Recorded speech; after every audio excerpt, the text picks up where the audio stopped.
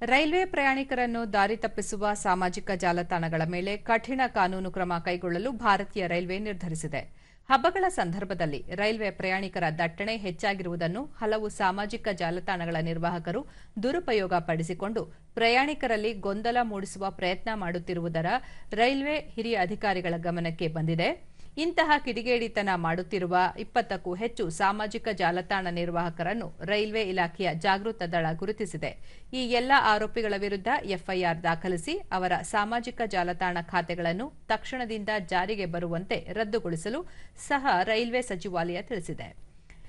Railway ನಿಲ್ದಾಣಗಳಲ್ಲಿ ಜನಸಂದಣಿ ಉಂಟಾಗಿರುವುದು ಹಾಗೂ ರೈಲುಗಳ ಆಗಮನ ನಿರ್ಗಮನದ ಬಗ್ಗೆ ರೈಲ್ವೆ ಇಲಾಖೆ ನೀಡುವ ನಿಖರ ಮಾಹಿತಿಯನ್ನು ಮಾತ್ರ ಪ್ರಸಾರ ಮಾಡಬೇಕು. ಸಾಮಾಜಿಕ ಜಾಲತಾಣಗಳಲ್ಲಿ ಬರುವ ಗೊಂದಲಕಾರಿ ಹಾಗೂ ಸುಳ್ಳು ಸುದ್ದಿಗಳನ್ನು ನಂಬದಿರುವಂತೆಯೂ ಈ ವೇಳೆ ರೈಲ್ವೆ ಇಲಾಖೆ ಪ್ರಯಾಣಿಕರಲ್ಲಿ ಮನವಿ ಮಾಡಿದೆ.